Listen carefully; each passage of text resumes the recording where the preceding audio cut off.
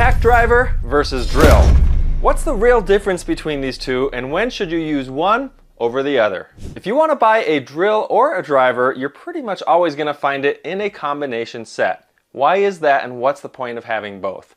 So let's first talk about the differences between the two. The biggest difference is that the chuck on the drill spins in one direction and doesn't have any special features inside of that. It does have features on the drill itself, which we'll get to in just a moment, but the ImpacDriver has a totally different driving mechanism than the drill itself. On the drill, you've only got two things that control the speed of this. One is the trigger itself, and most are variable speed, so they can go pretty slow like this, or full bore.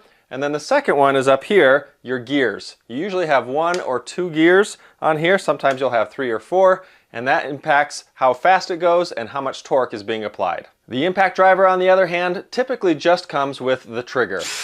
It's variable speed again, but there are no other functions with that. While this Makita only uses the trigger to control the speed, there are other brands out there, like the Milwaukee, for example, here, that has 1, 2, and 3 speed and impact settings, as well as a self-tapping screw setting.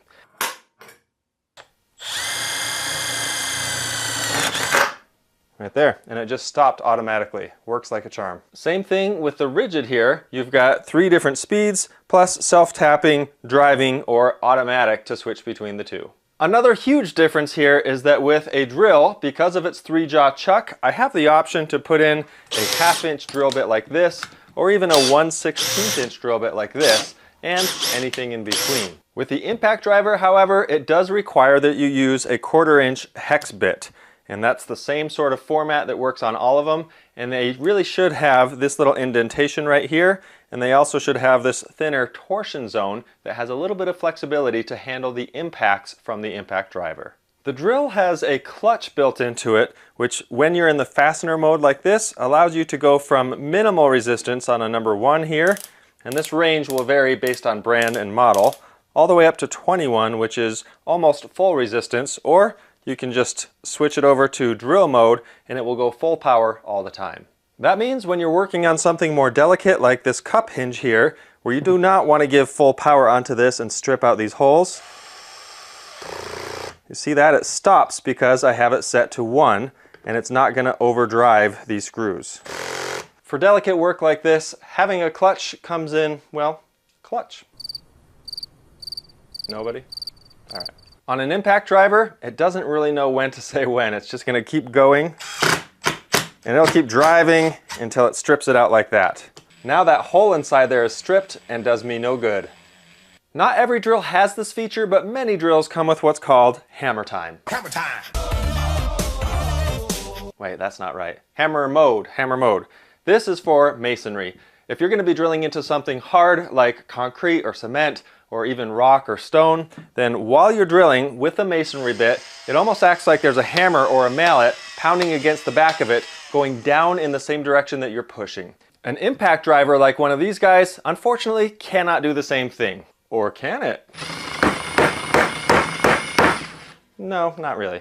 And now I've probably ruined a perfectly good bit. Another difference is that the drill has gears. These gears, like I mentioned before, usually 1 through 4, but most of them have 1 and 2. The slower gears, number 1, will be able to drive slower, but with more torque. And then if you switch to your number 2, these ones are really stubborn, then it will drive faster and with less torque. So depending on the material that you're driving into, that could make a big difference. This is great for drilling. It's somewhat useful for driving, but it's especially good if you're going to use anything that's going into a super hard material like metal. You can put it in the first gear, drive it a little slower, and have all the torque you need. Once again, the ImpacDriver can't do that, and even the ones that do have variable speeds, like the 1, 2, and 3 we saw before, those basically are just limiters on how fast it will go and how many impacts per minute it will deliver, not really on the torque adjustments. Another obvious difference between the two is size. If we put the back ends of these together like this, you can see that the drill is significantly longer and takes up a lot more space than the driver. This can make a huge difference when you're working in confined spaces. That's part of the reason that compact sets are becoming so popular. If I take this DEWALT compact set and line it up here, you can see it's a little bit shorter than this one, but then if you look at the ImpacDriver, wow, this thing is the shortest yet. Very compact, not much to it. And because this is closer to the camera, let me just show you this. If we line it up like this, you can see it's significantly shorter than even the Makita here. You may be familiar with the term kickback. Now, kickback is the term used for when the bit that's in your driver or your drill binds in whatever material you're trying to drill into. When that happens, the drill is the thing that starts rotating rather than the bit, and this can cause injuries to your wrist, to your arms, or to your shoulders, and it is no fun. Now, a lot of manufacturers for drills are coming out with what's called the anti-kickback feature. Not very popular yet amongst drills, but I'm hoping that's something we see more and more. But the main reason that's important here is because the way the impact mechanism works on the driver means that you won't experience kickback. Now, all of that leads us up to this ship's wheel. My grandpa built this ship's wheel many years ago, actually, and he used to build the ships and boats that he and my grandma would live on, which was super cool. But what does that have to do with impact drivers? Well, this will help me illustrate exactly what it does. And that's why I've brought out this beautiful little machine here. This is the Walmart Heart brand, and I've cut a little window into here so you can see exactly what's happening when you're using an impact driver. Now, for starters, an impact driver seems at first very similar to a drill as far as how it works. When you squeeze the trigger, it's just going to go just like normal. Everything's just rotating 360, and that's that. Forward, reverse, same type of mechanism. The difference is when there's resistance applied to the bit. When an impact driver encounters some resistance, think of it like having a ship's wheel locked onto the end of it. And so what's happening is you're getting rotational impact happening to help drive that bit. So it's basically going to act like a ship's wheel that as you're driving it in the forward direction, it's slamming, slamming, slamming against that driver mechanism and making it so that that bit can do exactly what it's meant to do, which is drive that fastener home. This also works for loosening really stubborn fasteners. Let's say you've got a bolt that's kind of rusted on. Those impacts, what they're going to do is help you to slam against that bolt and help it get released so that you can keep working. This all works because we have three parts. First, there's the hammer on top. In between the hammer and the next part is a spring, and that keeps the hammer away from the bottom part, which is the anvil. As long as there's not too much resistance on the spring, the whole chuck will spin as it needs to. When that spring is compressed due to resistance on the bit, it's going to push that hammer into the anvil, causing it to hit over and over in the same direction that the bit is turning. This is called rotational impact, and it's what makes these things so powerful. The difference in torque between these two because of that impact mechanism is absolutely massive. On this drill, for example, the peak torque on this one is 530 inch-pounds, whereas on this one it's 1500 inch-pounds, nearly 3 times as much in this little body compared to this one. As you can imagine, that means the ultimate strength that this one has is in fasteners. It's putting in those big lag bolts, it's those long deck screws, it's different things like that that something like a drill can handle usually, but in some cases it's just too much for it, or it just doesn't have the proper speed and durability to do it. Because of this impact mechanism, this battery, we've got the same one, a 4 amp hour battery in here and here, this one is going to last a whole lot longer because of the efficiency of that mechanism than if you're trying to do the same thing with a drill. We've gone through a lot of pros and cons as far as the differences between these two. One thing to keep in mind is if you're going to use an impact driver, I can almost guarantee you've heard that sound. If you haven't used one before, this is what it sounds like. It is loud, it's obnoxious, and it's pretty annoying. Fortunately, there are some better options out there to try to reduce that sound, but they will never be quite as quiet as a non-impact driver. This tiny little tool has been my go-to ever since I got it. I use this thing all the time, and it's the first one I grab. It's only a 12-volt battery here. This is the Milwaukee Fuel, so that means it's a brushless tool.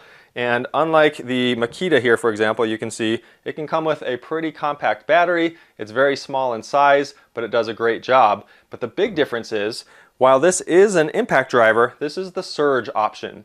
The surge basically means that it uses what's called a pneumatic impact driver. So it doesn't use the same type of mechanism, and as a result, it's significantly quieter than a traditional impact driver.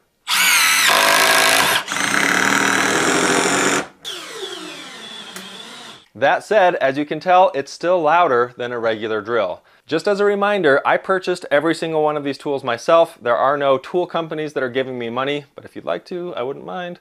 Anyway, everything here is just something I bought because I want to test it out. I don't care if you buy one or the other or buy nothing, but I wanted you to have my personal experience with it. While there are a lot of differences between these two, there's a lot of similarities. Obviously, they can both use bits to drill holes or to fasten. They both use the same batteries interchangeably pretty much every time.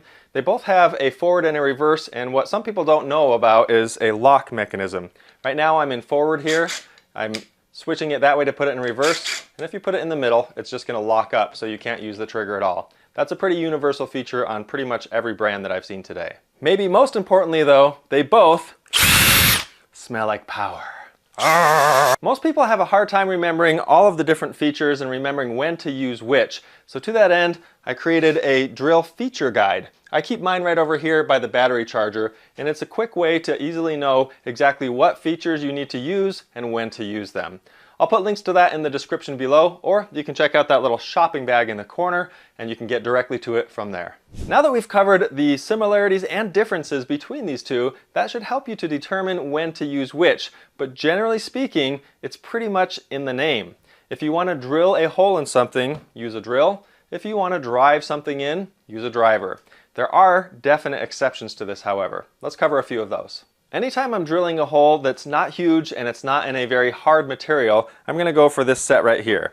I can even get a fair sized bit like this, chuck it in, and drill my holes. The reason I do that is because my ImpacDriver is typically faster to chuck things in, and it's a lighter tool. It also fits in smaller spaces, so if you just need to use an ImpacDriver and want to take one tool on the job, a lot of times this will do the job if you've got the right bits to go with it. Bear in mind, these are impact rated drill bits. These aren't just anything that fits, but they're specifically meant to be used with ImpacDrivers. Another application where I always reach for my ImpacDriver to drill holes is with electrical work.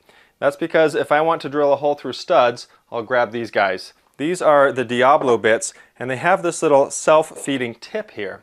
And these, in combination with this drill, do a pretty fantastic job. I can get through any 2x4s or even double-stacked 2x4s without a problem, and this thing is so light and convenient to have on my hip as opposed to a full-size or even a compact drill. Aside from those two applications that I'll typically use the ImpacDriver for to drill holes, all the other holes I'm going to be drilling are with the drill itself. Now, I use those two applications a lot, so that's why the ImpacDriver comes up a lot for me when I'm drilling a hole. But for anything that you see here, Forstner bits, hole saws, metal drilling, spade bits, typically I'm going to use my regular drill for that because it's going to do a better job, it's going to give you more consistent rotation, and it's going to give you more control. Makita and other brands also make this converter here. This is a traditional 3-jaw chuck that you can fit inside your ImpacDriver. This can get you out of a bind if you don't have the right driver, the right bits, something like that, or you've only got certain things that you can work with. This makes it so that you can do pretty much everything that you can do with a drill in here, but you're going to lose a lot of the functionality and you're going to have some limitations because it's an ImpacDriver, not a drill. In all reality, using both is the way to go. If you had to choose one or the other, then I think honestly the drill is going to be a little bit more compatible for all things, but if you're doing any sort of driving, having a driver is so much more convenient with all that torque that it provides. Now, that said, you can use both for most jobs. A lot of times I'll drill a hole with something using the drill, and then I'll use the ImpacDriver to fasten whatever needs to be fastened into it. So they are a great team, and they work really well together. I'm Nils with Learn to DIY. Thanks for watching.